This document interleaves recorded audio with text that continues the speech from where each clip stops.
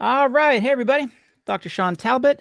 Let me get my windows open up. We're going to talk about postbiotics tonight, one of the most fascinating of all the biotics that are out there. We're going to talk about what postbiotics are, what they do, what they can potentially do, how they work, how to choose the right postbiotic if you decide that that's, one of the things that you want to get those sort of benefits. So let me get this up here. And let me get the chat window open. So, as we do on these webinar style sessions, um, please feel free to put your questions into the chat, and I will keep an eye on that as we're going through the slides. I'm going to share this PowerPoint, and all right, we should be good to go. All right, so postbiotics. Let me put this guy up here so I can remember my notes. So this is our Wellness Wednesday that we do every Wednesday. Once we get to summertime, we're actually going to change it from Wednesday to another day of the week. I don't know if it'll be Tuesday or Thursday or what, but if you have an opinion on that, let me know. And the reason we're going to do that is because in my town, Wednesday night is concert in the park night, and it's a really fun yeah, community thing, which is good for my mental fitness. So I'm gonna make sure I participate in that this year, so it doesn't conflict with our mental fitness with Doc Talbot thing. So tonight we're going to talk about this: beyond live bacteria, the power of postbiotics. And I'll define postbiotics for you. I'll give you a whole bunch of different postbiotics that are out there. Like, I've been doing this biotic thing for, I don't know, 20 years or so. And it used to be just probiotics. That's really all we talked about, right? And we talked about them in sort of a generic way, which I'll emphasize in just a little bit. And then we started learning more about prebiotics, the things that can nourish our bacteria. This postbiotic idea has really only been around for 10 years, and only in an exciting way in the last 5 years, right? And really only in the last couple years that we've really been able to kind of like unpack some of the real like mechanisms of action. And the thing that's really interesting about postbiotics is that here you can see right here, postbiotics beyond live bacteria. These are dead bacteria. This is why it's fascinating. How in the world can a dead bacteria have any sort of a benefit in your body, right? It's dead. How's it going to be functional, right? Back in the early days of biotics, when we talked about probiotics, the big thing was keeping them alive. You wanted to make sure that you got one you were choosing a strain that was viable, right? That was alive to begin with, and that you could stabilize it in some way so you could get some shelf life out of it, right? You didn't want these things to, only live for a day or a week, because then they wouldn't be beneficial. So some of those strains you had to refrigerate. Some of those strains you had to keep under really cold conditions while they were stored, while they were shipped, while they were in your home. Some of them you had to keep in your refrigerator, that kind of stuff. Some of them were very susceptible, and some of the ones that we use these days are susceptible to stomach acid. And so you would have to protect them from stomach acid. You'd have to put them in an acid resistant capsule, for example, enteric coating, sometimes we call those, so that they could travel through the low pH, through the acid of the stomach, and through the small intestine, and deliver themselves to the large intestine, the colon, where they live. So there are all kinds of things that you had to do for probiotics, and it was all about this idea of helping them, and I'll do this in quotes, arrive alive, right? If you killed them before they got to the colon, they wouldn't have any benefits, right? So that was the sort of guiding principle. And now what we're going to talk about tonight are these postbiotics that are already dead. We take these live bacteria and we kill them on purpose for a variety of reasons, and we'll talk about what those are, and things like that. But they still retain a lot of their benefit.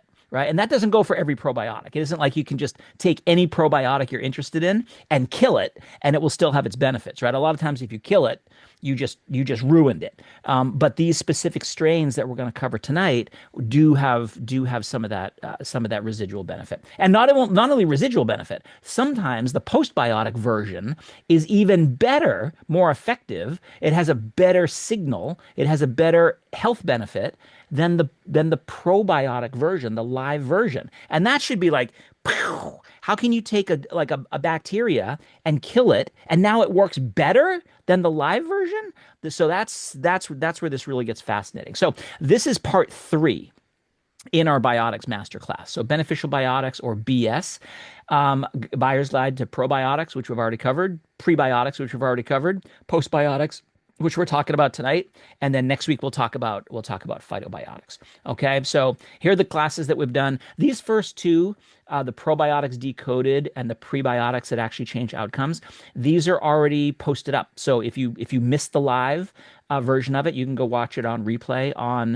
If you're in our mental fitness community, you can go watch them in the private community that we have. And if you are not, you can join that. We're actually offering some specials on that right now. Go to doctalbot.com to find out more about that.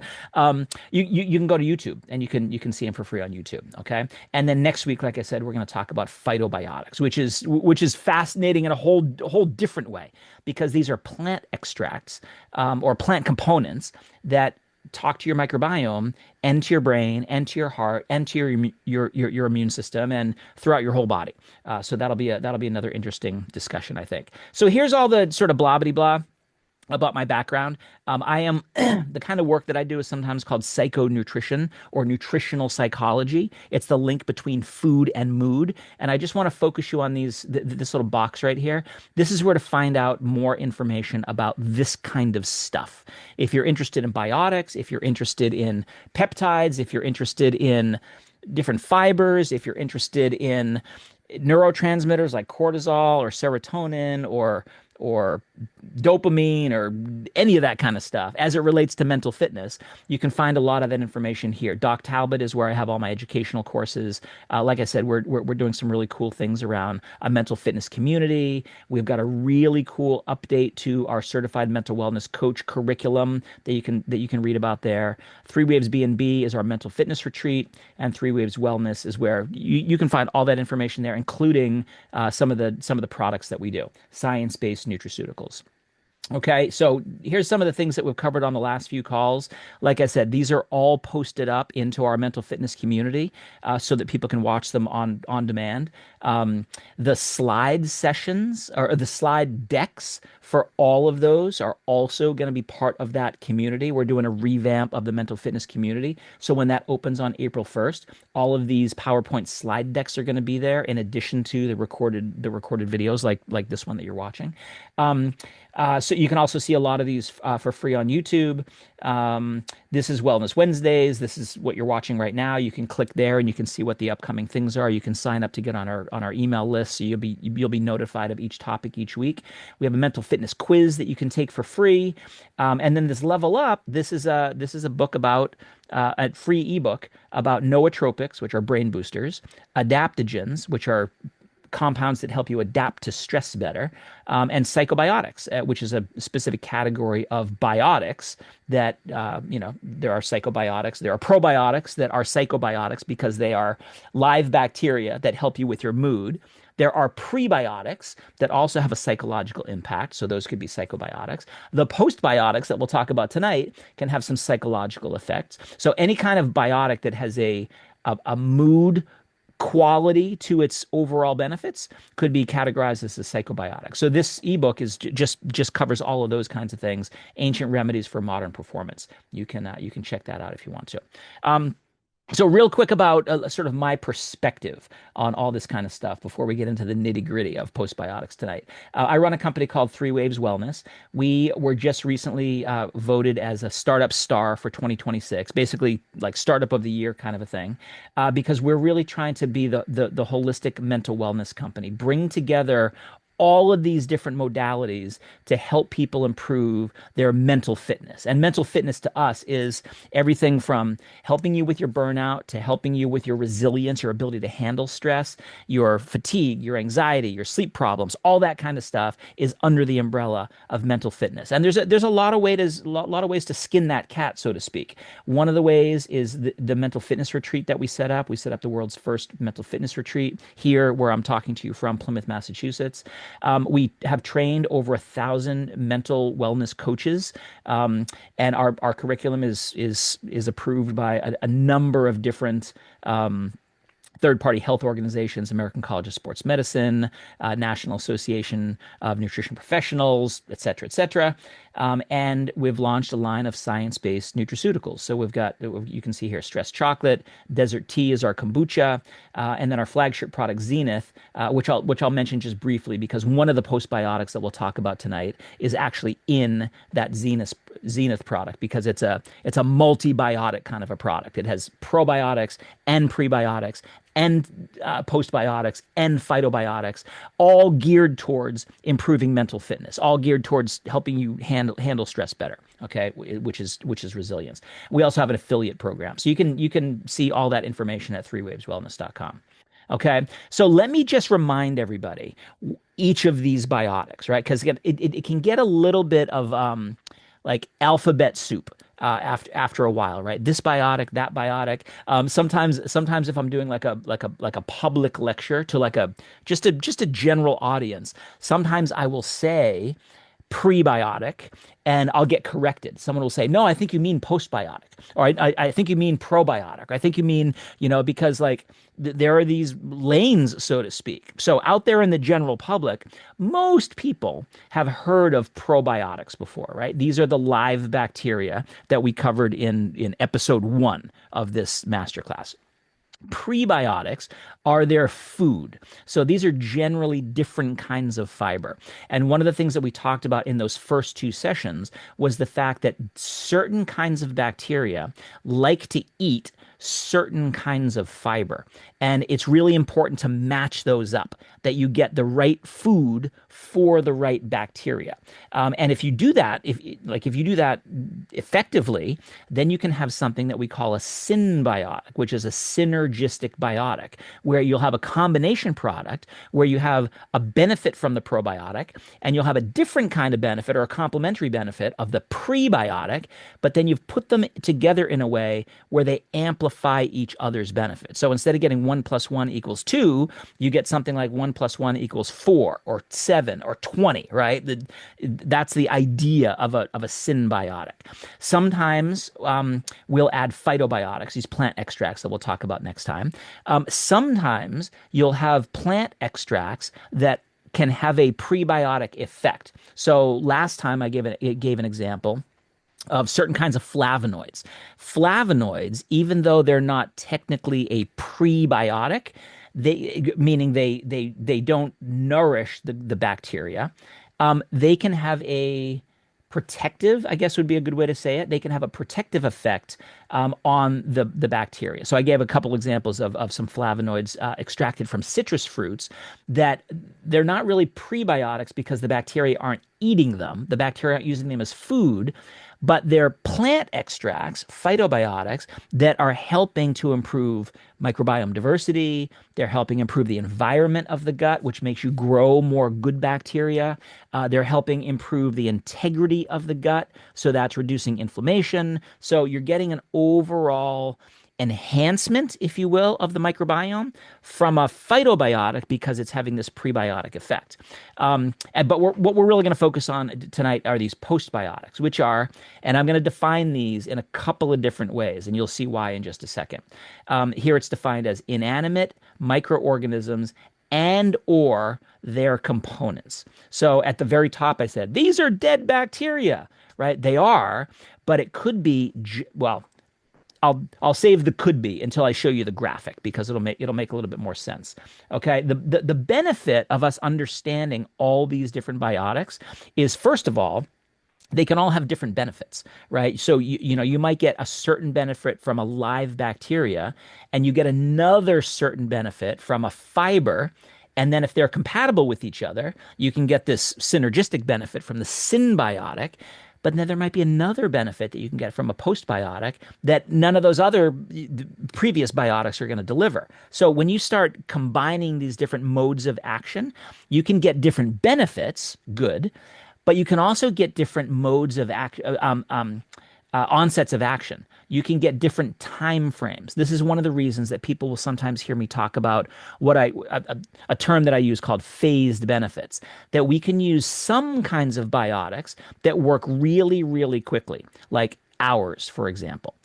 We can use other kinds of biotics that work a little bit slower on different kinds of benefits, but they might take days, and then others take weeks, and others take months. So this is important to understand because a lot of probiotics will take months. You might have to take a probiotic strain to change your microbiome and to change the signaling across your gut-brain axis. And if you're trying to change that microbiome architecture, it's like growing a new garden, right? That's not something that's going to happen overnight. Depending on how dysbiotic, depending on how out of balance your microbiome is, that process of changing the structure of your microbiome might take 4 weeks or 6 weeks or 8 weeks or 12 weeks, or it takes some time.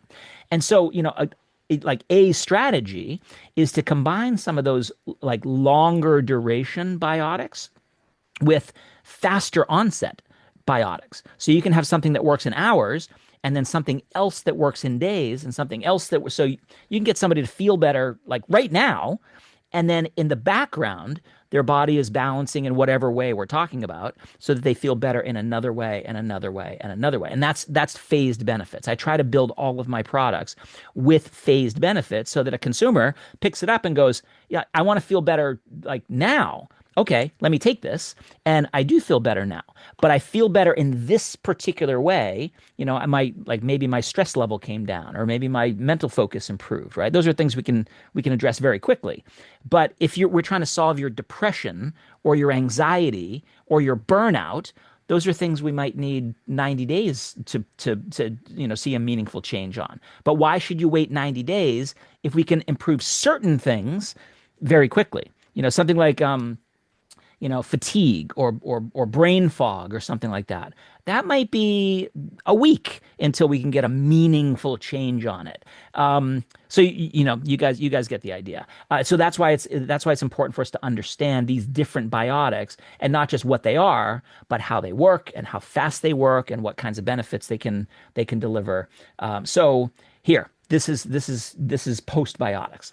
So I said before it's just the dead bacteria, but really when we sort of blow it up a little bit, it's a little more nuanced than that. So postbiotics, a preparation of inanimate microorganisms, so dead bacteria, and or their components that confer a health benefit on the host. And you'll notice, if you've been paying attention, all of the biotics, whether it's a probiotic, a prebiotic, a postbiotic, there's always this last piece that confers a health benefit on the host, meaning like there has to be some documented health benefit. There have to be research studies on this thing that we're talking about showing a health benefit in a human in order for it to really be something that we want to talk about.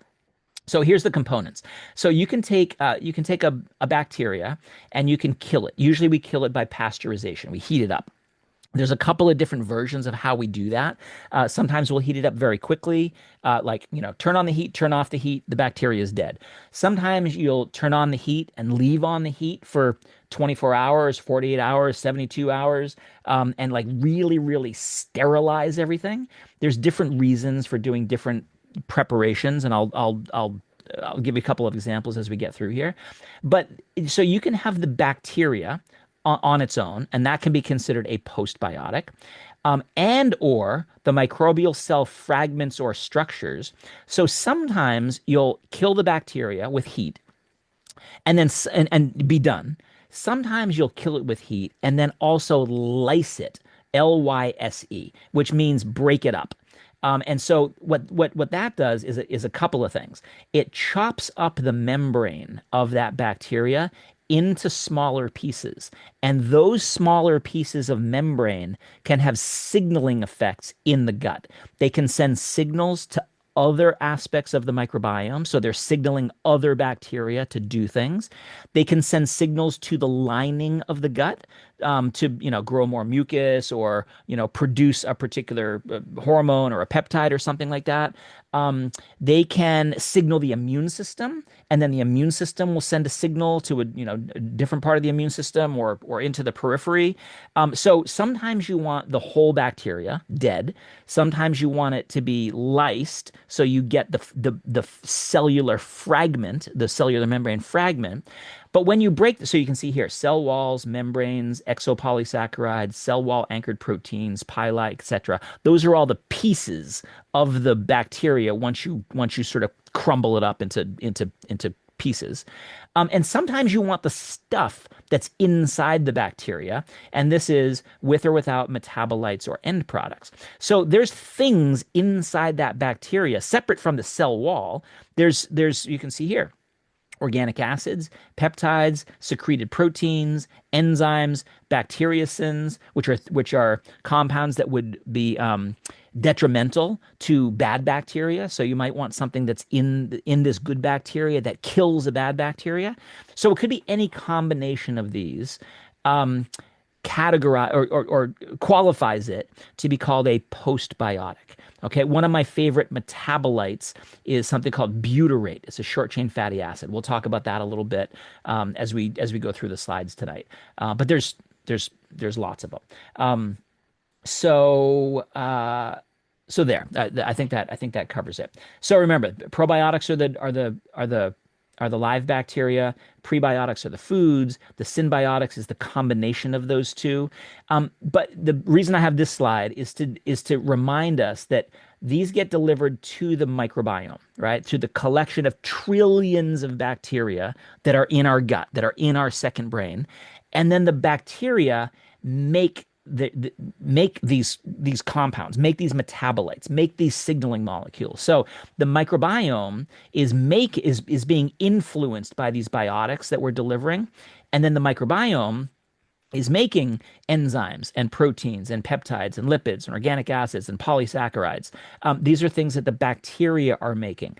I had a student ask me recently. They said, "Could you consider GLP-1 that everybody's heard of now?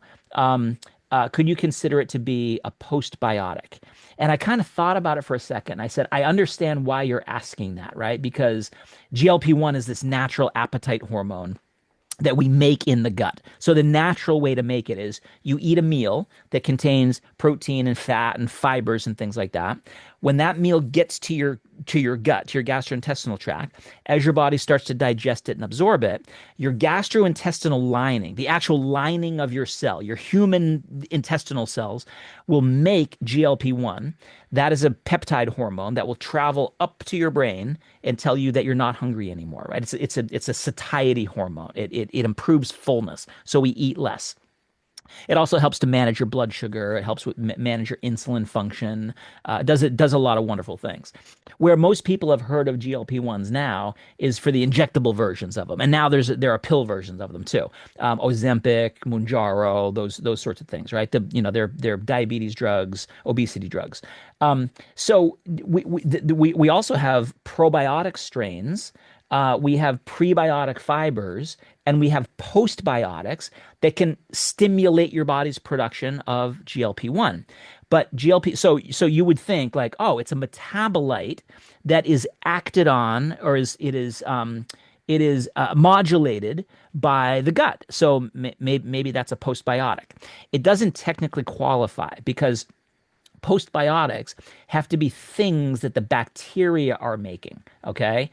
The GLP-1 is being made by your human intestinal cells, so that doesn't really qualify it as a postbiotic per se. But we can use postbiotics to manipulate our body's own production of GLP-1 to help with metabolism and weight loss and blood sugar control and all those sorts of things. So we'll come back to that idea in just a little bit, but just like that might be splitting hairs a little bit, but just so everybody knows exactly what we're talking about, okay? Metabolic byproducts produced by the bacteria.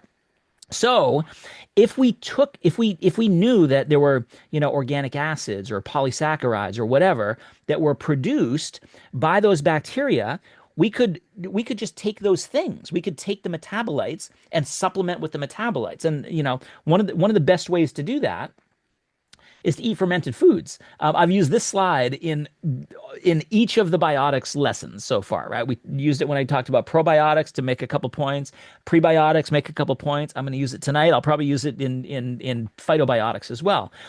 But to make the point, when you eat a fermented food, you are getting a lot of postbiotics. You're getting a lot of the metabolites that are made by the bacteria that have done the fermentation in that food. So you take milk, for example, and you can culture that with certain bacteria and make yogurt out of it. So the bacteria, the probiotic, is acting on the sugars, the fibers in the milk, the oligosaccharides in the milk. They're fermenting that, and as a result of that fermentation, so we just talked about postbiotics. Now we're talking about prebiotics that are, those sugars that are in the milk that are the food for the bacteria.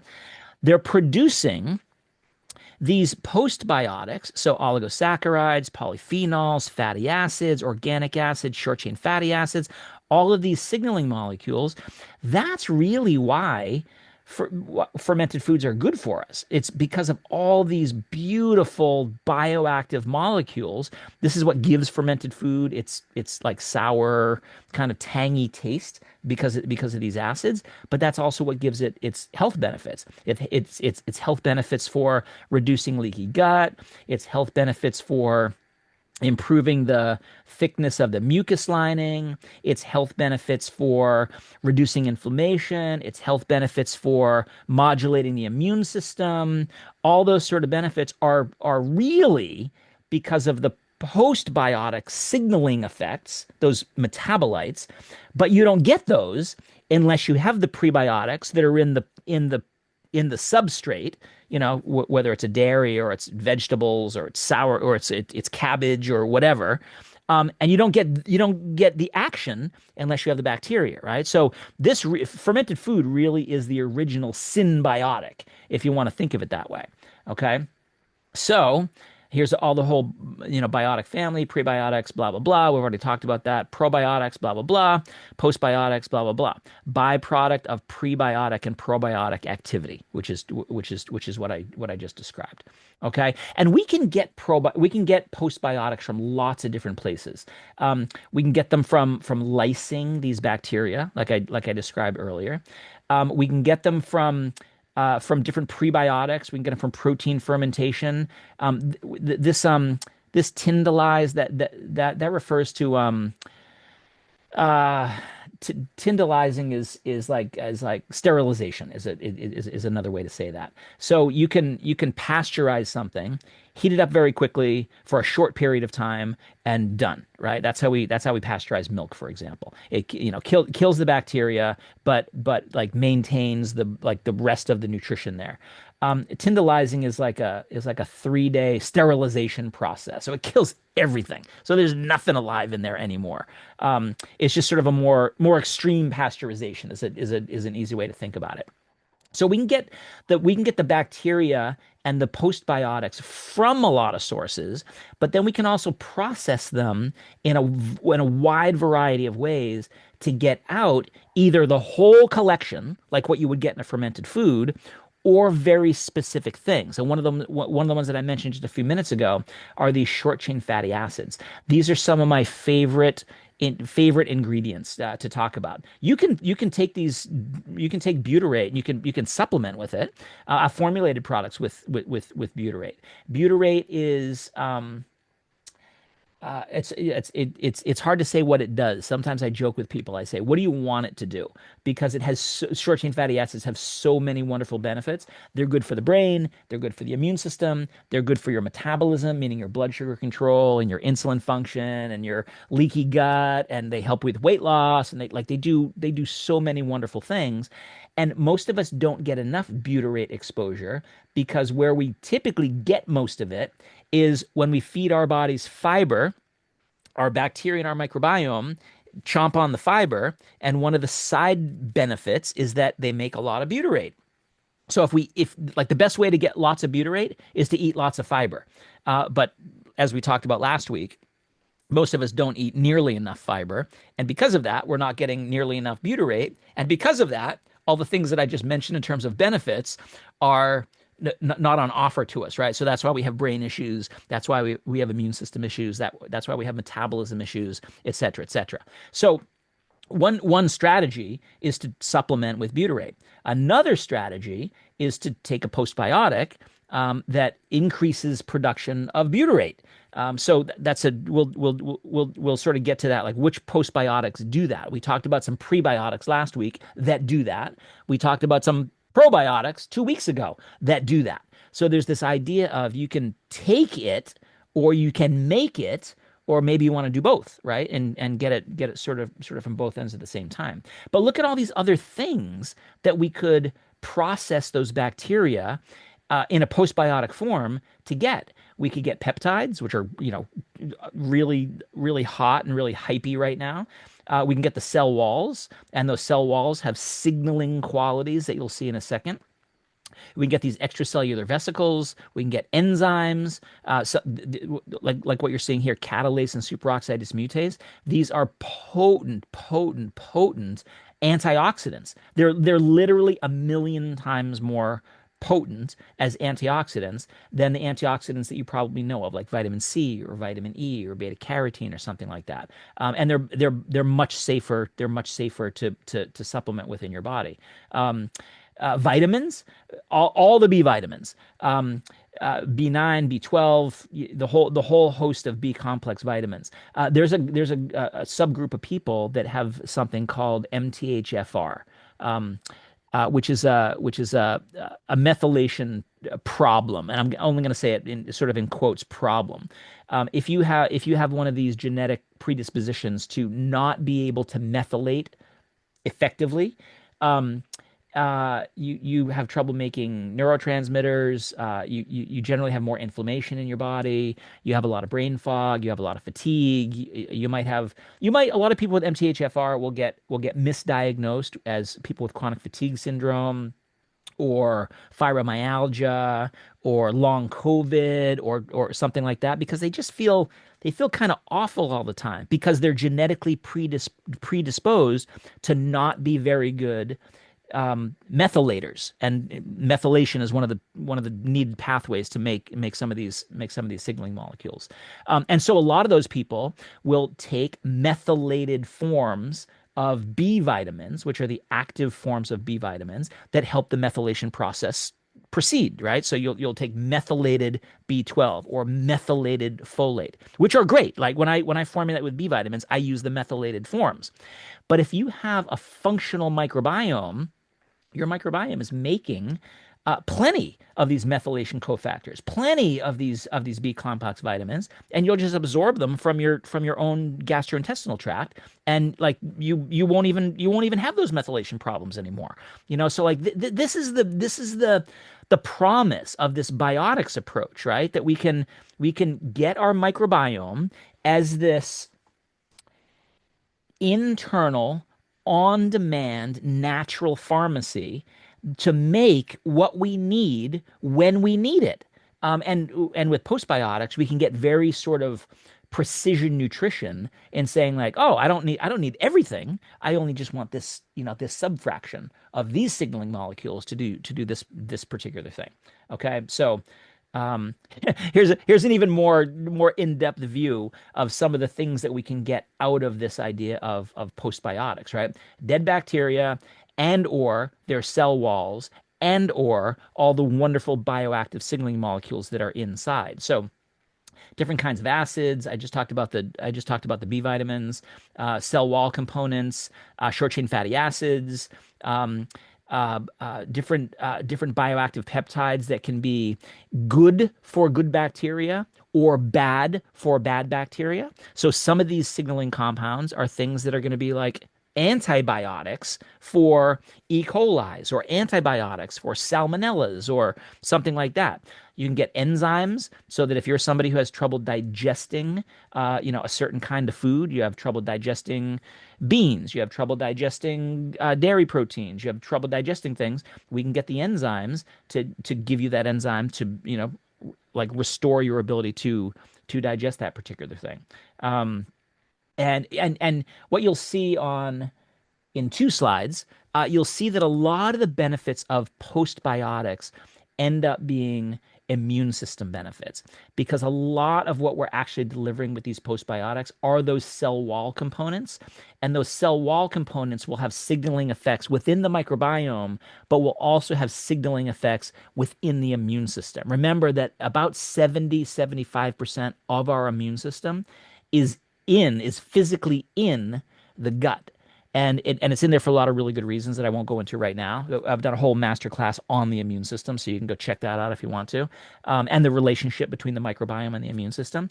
But these cell wall components you can think of as just they're signals that are telling the immune system to do certain things, right? To be more vigilant, be less vigilant. You know, you might want to be more vigilant during a COVID pandemic. You might want to be less vigilant if you're suffering from an autoimmune system condition and your immune system is attacking your own body. You might want to.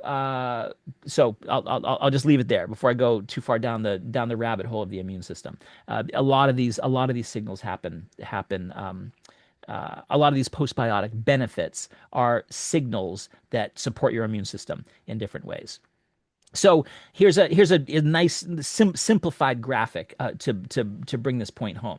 So you get this postbiotic milieu, if you will, right? It could be the whole thing, the whole dead bacteria. It could be chopped up versions of the cell wall. It could be all that wonderful stuff, those bioactive metabolites that are inside. And they'll have signaling effects at the level of the microbiome, right? Sending signals to the other bacteria that are there living, viable bacteria that have already set up residency in your gut. It could have signaling effects to immune system cells. It can have signaling effects to the gut lining itself, meaning it can help you with stimulating tight junctions, sort of an anti-leaky gut effect. It can stimulate the production of mucus so that you have more of a protective lining here so that this delicate gut lining doesn't get damaged in the first place. It can modulate immune system response. As I mentioned before, it could tell your gastrointestinal lining to make more GLP-1.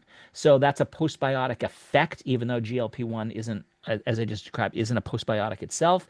So, all of these signals, it isn't about this bacteria needing to be alive, right? The bacteria isn't really, not really doing anything functionally except for providing a signal for something else in the gut to do something.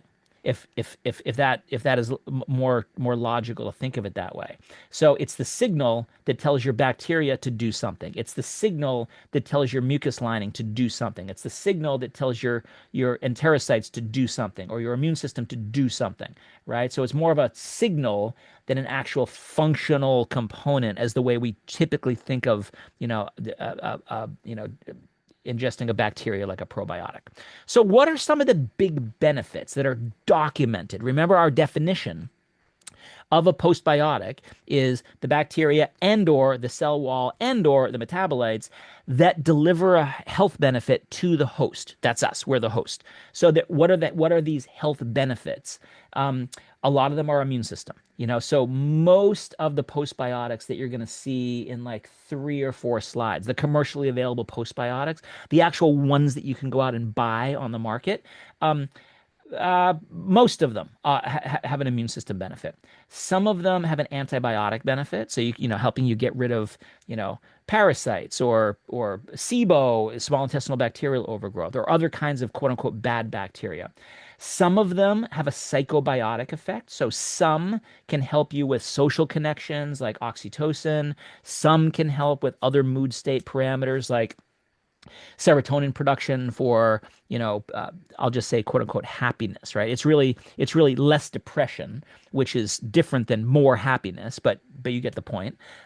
There's some postbiotics that can help with motivation or energy or stamina, sort of like get up and go. So those are all under the category of mental health benefits. Several of them help with digestive function. So some can help with Regularity would be a good way to say that, right? So they can help your gut function better so that you have good motility. Food moves through the digestive tract at the appropriate speed. So that would be appropriate for constipation, which is your gut is moving too slowly. It will be appropriate for diarrhea, which means your gut is moving too quickly. So different ones can help with different digestive benefits. There's a specific probiotic that I think I have on one of the slides to come that can help with ulcers. There's a bacteria called H. pylori that is related to having stomach ulcers, and there are postbiotics that can help to eradicate H. pylori. So you can see that one when we get there. This is where these last two are where I'm really excited about postbiotics because you can use certain postbiotics to help with inflammation. And part of this effect, this anti-inflammatory effect, comes from improving immune system vigilance, right? Balancing the immune system. Most of the inflammation in our bodies comes from the immune system. And so, if we're going to try to solve the problem of being overinflamed or chronically inflamed, very often we'll try to do a 1-2 approach where there are phytonutrients that we can use to knock down the inflammation that's there right now. Things like turmeric and boswellia and fish oils and a whole range of different things. But then we also want to get to the source of the inflammation in the first place, and that is usually immune system overactivation. And that immune system overactivation is because of your leaky gut. So if we can solve the leaky gut piece and calm the immune system and directly knock down the inflammation, we can have a much more comprehensive, holistic, meaningful effect on modulating this chronic inflammatory load that a lot of us suffer from in our modern worlds. And this other one may help you lose weight. It's not like I want to disclaim this appropriately. It's not like you're going to find a postbiotic that you can take and you can sit back and just wait for the weight to fall off, right? It doesn't work that way. But what the postbiotic can do is it can help with your leaky gut. It can help with your mucus lining. It can help with your appetite, like a GLP-1 effect. It can help with your insulin sensitivity. It can help with your blood sugar modulation. It can help with your fat metabolism. So those are all aspects of overall metabolic health that are tightly related to your ability to lose weight or not. And so this helping you lose weight is a really exciting area that postbiotics seem to be even better than some of the things that we have had access to just a few years ago, different probiotic strains and different prebiotic fibers and things like that. So I'll unpack that a little bit as we get through here. Okay. So here's the commercial interlude about different biotics. So I mentioned this product at the beginning. In fact, I think I picked up the bottle. This is my product Zenith. This is a psychobiotic. So it has postbiotics in it, the subject of tonight's talk. It has prebiotics, it has probiotics, it has phytobiotics, but they're not like, let me go back real quick. You have to think about what benefit you're trying to deliver, what problem you're trying to solve when you're talking about biotics. Are you trying to improve your immune system? Are you trying to get rid of bad bacteria? Are you trying to have a mental wellness effect? Are you trying to improve your gastrointestinal function, et cetera, right? Zenith is specifically a collection of biotics that are geared towards the psychological impact, the mental fitness impact. They are here, the little tagline here is gut brain resilience for everyday excellence. So these are biotics that help with your psychology. They help with your mood and your motivation and your metabolism also. You'll see why in a second. They help with your levels of stress. They help with your stress resilience, which is your ability to handle stress. But this isn't going to be a product. And people ask me this all the time. I'll get customer or potential customers who will email in and will say, will this help with my constipation? Will this help with my diarrhea? Will this help with my immune system? And I have to say, like, honestly, that's not what it's for. You know, if you want something that's going to help with your constipation, you want something to help you go to the bathroom, I would say go get a yogurt like an Activia. You know, Activia yogurt has a specific strain of probiotic bacteria in it that helps with constipation. It helps you poop. Sometimes people call it the poop yogurt, right? Because it's so effective. That would be much better at that benefit than Zenith because Zenith has different kinds of biotics. If you're looking for something that's just like a general probiotic because you think you need something for for your immune system or your regularity or something like that, I would recommend you go get a product called Seed. I recommend Seed all the time. I have it in my full script dispensary, and I send people the link all the time. And you can find discounts on Seed all over the internet.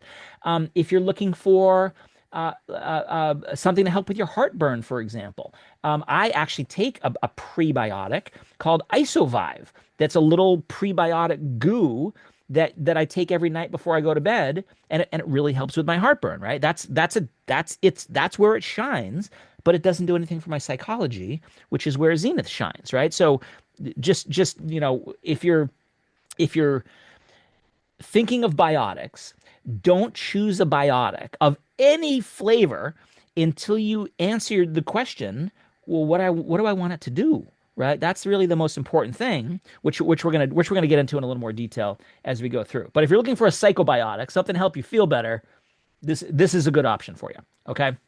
So, where do you start? Right? Let's go back to fermented foods. So I already talked about them a little bit. There's a whole range of fermented foods that you can choose that are going to give you a wonderful collection of these postbiotic signaling metabolites.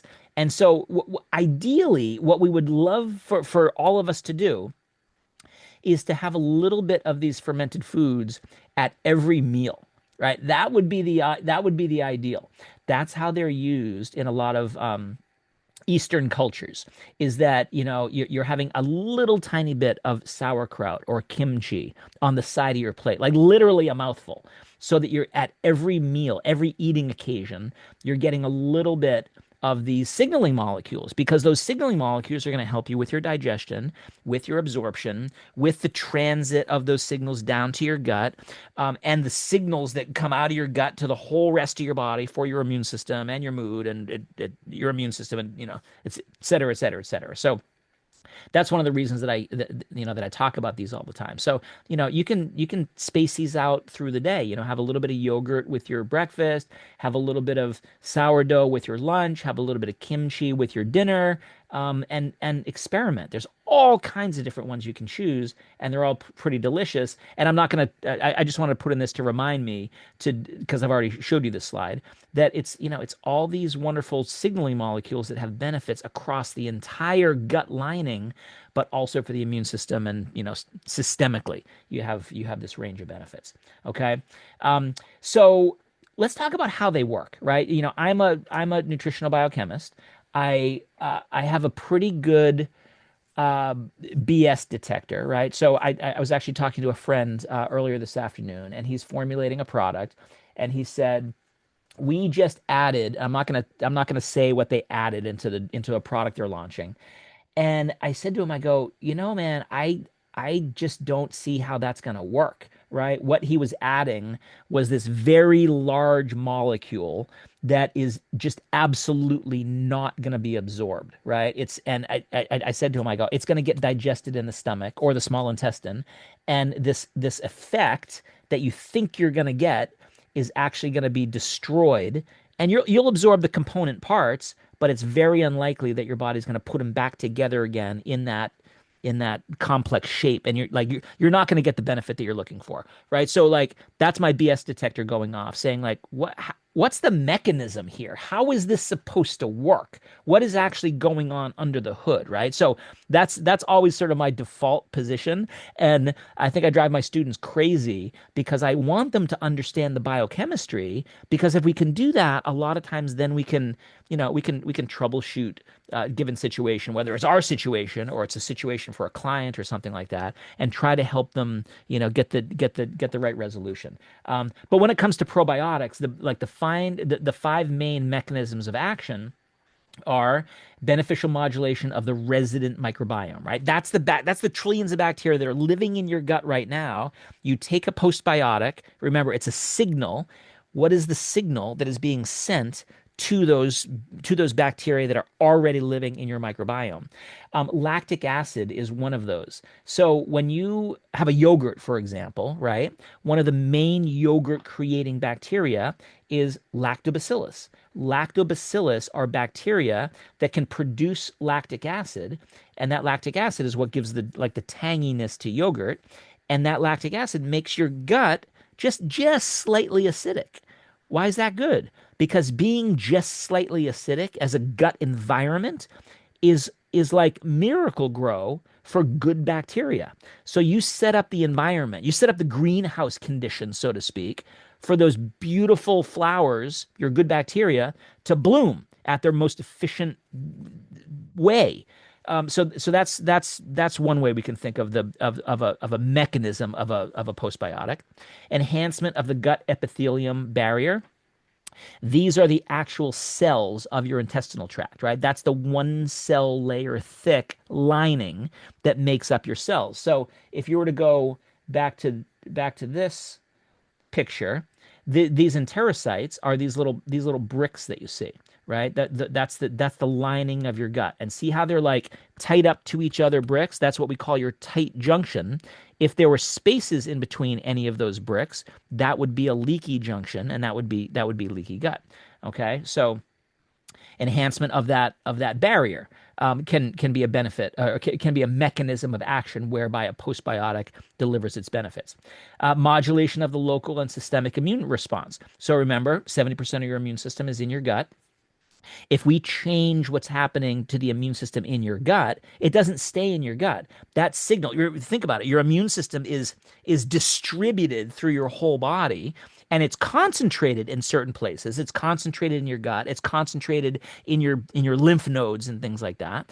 And so if we can start the signal in the gut by delivering a postbiotic, then we can perpetuate that signal out to other parts of the body, and we can have an improvement of the gut immune system, but we can also have an improvement of the systemic immune system. And that's why delivering a postbiotic here in the gut can help you with an upper respiratory tract infection, or help you get over a flu, or not get COVID in the first place, for example.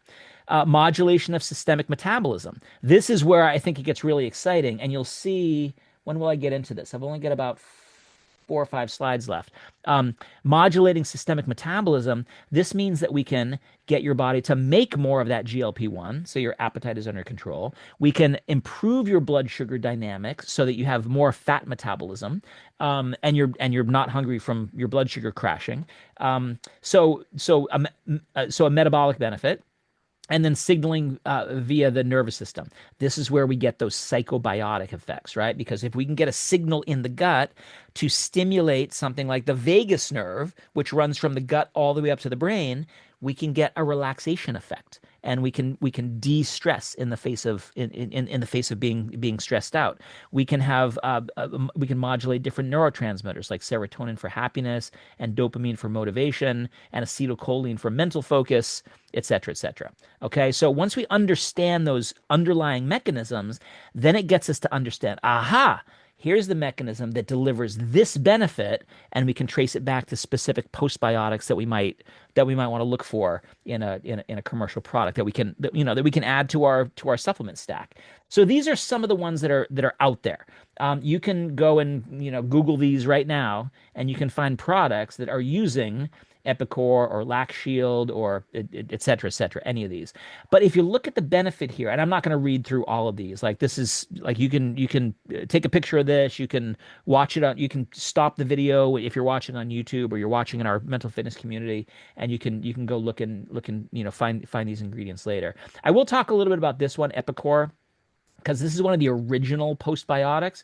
Epicor was talking about postbiotics before postbiotics were cool, and I'll show you one of their graphics on the next slide, and then I'll also talk a little bit about this one, Akkermansia muciniphila, and there's a couple of different postbiotic versions of it, and I'll talk about the pros and cons of those as we get through. So Epicor is sort of an immune system postbiotic, and this Akkermansia is like kind of like a metabolism postbiotic, if you want to put it in a category.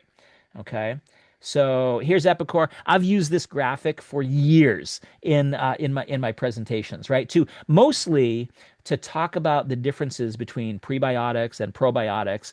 Um, but now that postbiotics is such a hot thing, Epicor has become a very, very popular ingredient. It's owned now by a big company called Cargill, and you can find epicor in a lot of different kinds of things. It's from, I didn't mention this before on the last slide.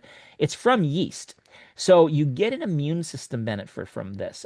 People, what if you go and watch my immune system masterclass, you'll see that I talk about yeast beta glucans as a really important, a really effective way to have gut health benefits and immune system benefits. And the immune system benefit is a balancing effect.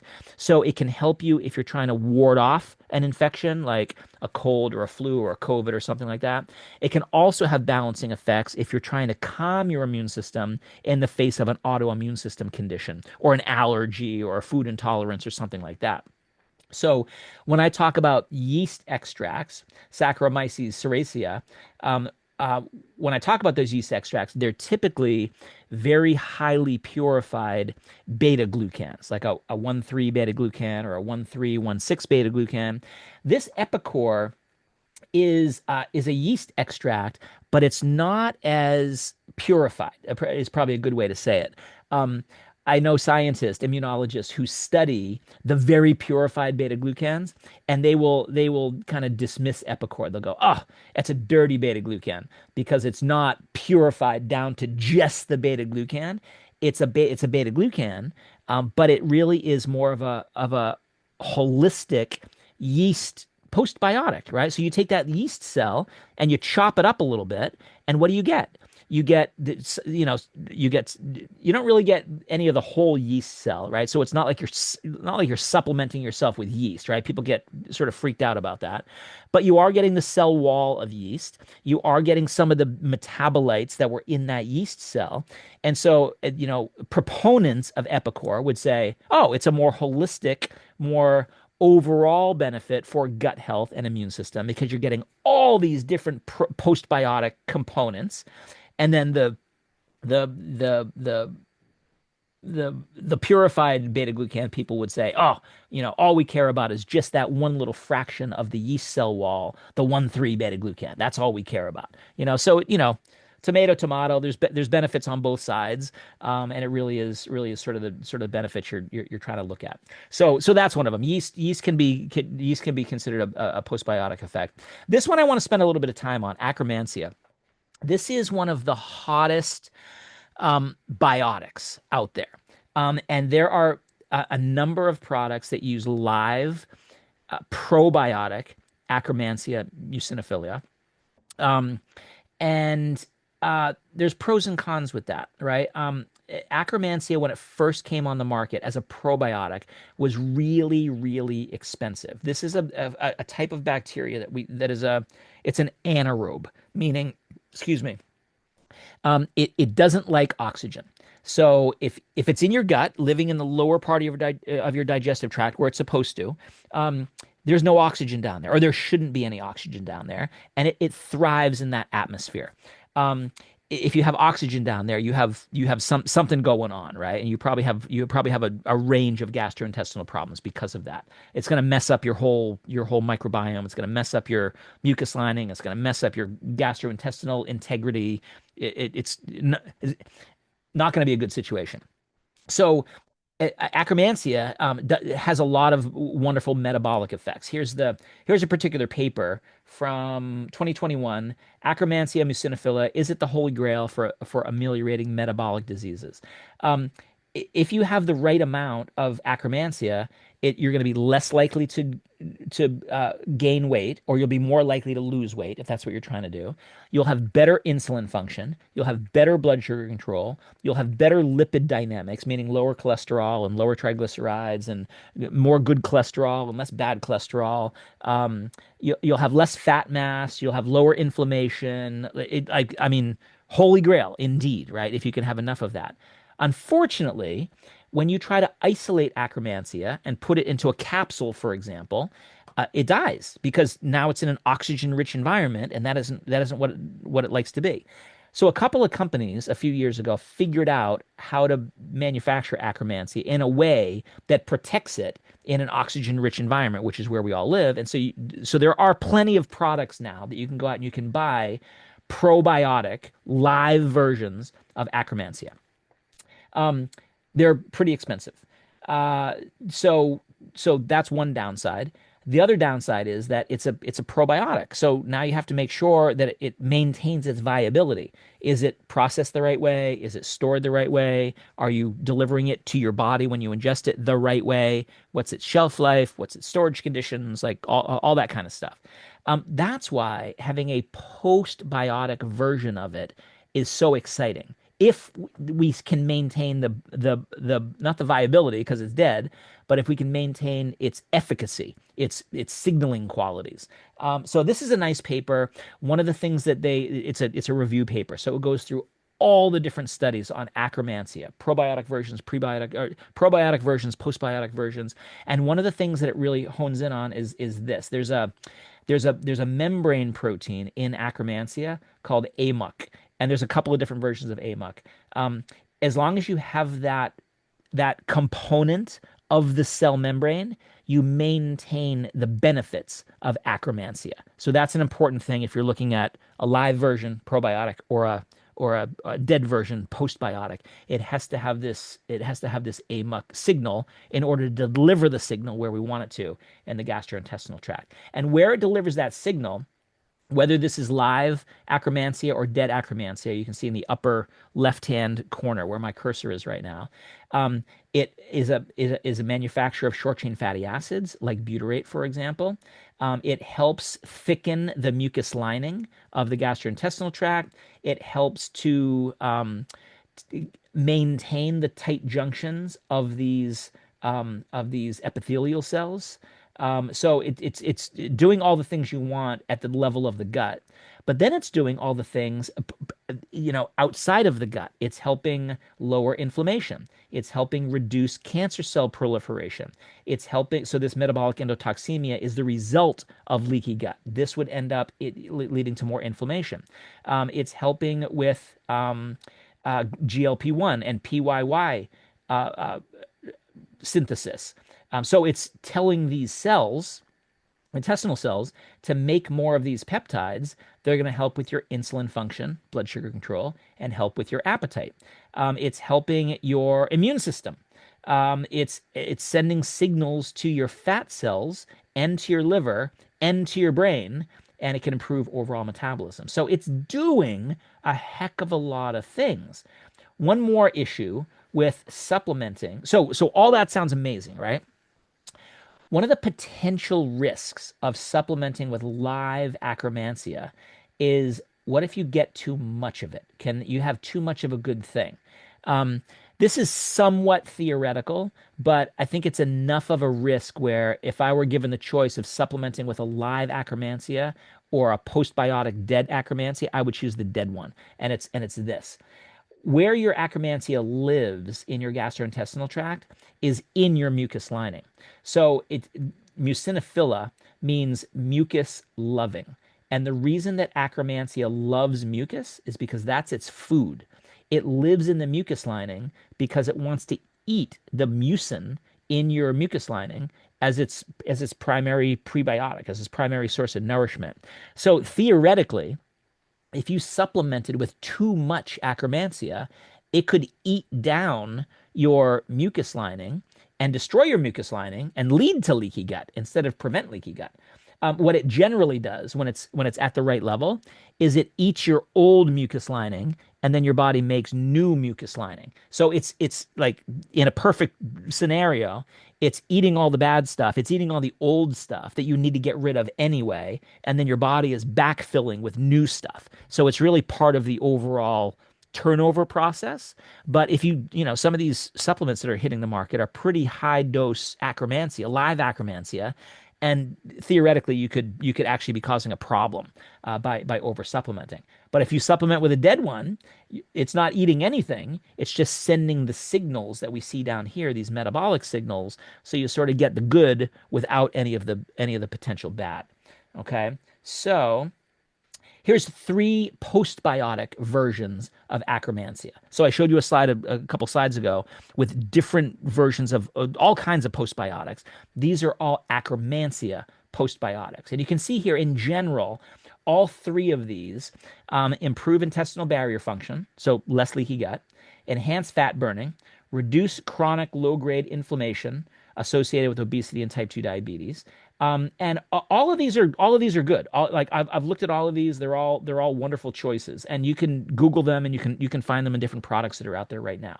Um, so they all have AKK for acromantia, and then there's sort of strain designation, if you will, for the postbiotic. This one is WST01. In a 12-week randomized trial of this particular one in type 2 diabetic patients, found that it reduced BMI, so that's like the height weight calculation. So these people had lower body weight, and HbA1c is glycosylated hemoglobin. It's a measurement of blood sugar control over about 90 days. In individuals with low baseline levels of the bacteria. So in people that didn't have a lot of acromantia to begin with, they were type 2 diabetics. They lost weight and they had better blood sugar control. So good stuff. This one, AKK ProBio, this is an interesting one. This you can get in a product as a live bacteria or a postbiotic. And I've even seen blends where they have the live one and the dead one in the same formula. And so, a study just last year showed that both versions of AKK ProBio could deliver the same benefits. People in the study lost weight. They improved lipid profile, so that's cholesterol metabolism and things like that, and improved emotional health. So a psychobiotic effect. This one was really interesting to me. And you can get the live version, you can get the dead version. But pros and cons to how I just described. I would choose the dead one, right? Because then you don't have to, as a formulator, you don't have to worry about storage conditions and shelf life and all that kind of stuff because it's dead. Like that's not a concern anymore. You just have to give enough of it in order to get the benefit. I chose this one though. So the one that's in Zenith is this one at the bottom, AKK001. And the reason I chose this one, I'll be honest with you, it has the same sorts of, excuse me, it has the same sorts of metabolic benefits, weight loss, blood sugar control, insulin dynamics, mood benefits, all that kind of stuff as this AKK ProBio. But I really like the story behind this one. This one is often referred to as the longevity postbiotic because it was sourced from centenarians in a particular part of China, Rugao, that's known for its longevity. So this is a little town in China where there's lots of 100-year-olds, and scientists went in and said, like, kind of like a blue zone kind of an effect. Why are there so many 100-year-olds? What is something in the water? No, it was something in their guts. And they isolated this Akkermansia strain from this population of centenarians, meaning, 100 years or older, in good health. And they developed it into a postbiotic. So it's been studied for its potential to improve metabolic health in overweight or obese populations. So it does all the metabolic things that I want it to do. It helps with leaky gut like I want it to do. It helps with mood and psychological impact like I want it to do. But it also has this cool story of being isolated from all these healthy old Chinese people, which I think is pretty cool. So here, this is the supplement facts panel on Zenith, and you can see here's the postbiotic blend, and here's the Akkermansia muciniphila AKK001. We blended it with a form of theanine called sun-theanine, which you can consider to be a postbiotic because it's this signaling molecule that it can come from green tea, but we actually get it from a fermentation process. So bacteria make it. It's one of the bioactives that bacteria can make, so that qualifies it as a postbiotic. So we have an anti-stress effect of the theanine, and then we have a metabolic effect of the AKK001. And this is what that study looked like. It was 60 subjects. They looked at them. They supplemented them with this AKK001 for 3 months, and they measured them at baseline 1 month, 3 months, overweight subjects. And at 1 month and 3 months, they had lower body weight, lower fat mass, which is great. but they also had better metabolic health. They had better insulin sensitivity, meaning their insulin worked better. So they were less diabetic. You could say it that way. By 29% versus the placebo. Their insulin levels went down by 34% because their insulin sensitivity was better. As a result of that, their blood sugar was controlled better. Their lipid metabolism was better. Their cholesterol levels went down almost 9%. So metabolic health is really, really important for overall mental fitness. Why? Because not because of a body weight thing. Like the body weight, like being able to lose weight more effectively if you're on a good diet and exercise program, that's a side benefit of why we have this in here. We have this in here to help with the leaky gut piece, to lower inflammation, to improve glucose dynamics because your brain runs on glucose and your brain doesn't like to be inflamed. And so if something like Zenith is a psychobiotic to help you feel better, lower your stress, improve your mood, improve your motivation, all that kind of stuff, you have to look at the underlying biochemistry, not just of the neurotransmitters like serotonin and dopamine and GABA and things like that, which we do, but you also have to look at the things that are blocking things like inflammation, things like a poor blood sugar control, things like cortisol. You have to get rid of those obstacles so that the signaling aspects of your metabolism can have benefits. So that's the like backstory of why we chose AKK 001 and instead of some of the other ones that are out there. So we have to know our biotics. What's different about prebiotics and phytobiotics, which we'll talk about next week. Are they truly symbiotics? Probiotics, the live bacteria; psychobiotics, the ones that work on your psychology. So we're just wrapping up here. I'll just put this up here as a reminder of all the different things that we have on offer. You might be interested in some of the products that we do. You might be interested in some of the courses that we do, whether it's a big certification course, it's 20 hours to go through it, or it's something more like one of the mini courses that we do on cortisol metabolism or melatonin metabolism or something else. Or maybe you want to come and visit us and have a good mental fitness retreat. These are the things that we offer. Three Waves Wellness is the place to find out all of that, or even just ask me questions. Right? If you go to doctalbot.com, I've got a whole place where you can just ask a question, and it falls into our database, and it becomes one of the questions that I answer on the periodic. Ask me anythings that I do. So you can get your personal questions answered there as well. And so with that, thanks for joining me for another biotics lesson. We've done probiotics, we've done prebiotics. Tonight we did postbiotics, and next week I hope you join me for the discussion about phytobiotics. And all these are going to be up on YouTube for your watching pleasure later on. So I'm going to stop the share. Thank you guys for coming tonight, and hope to see you next time. Bye bye.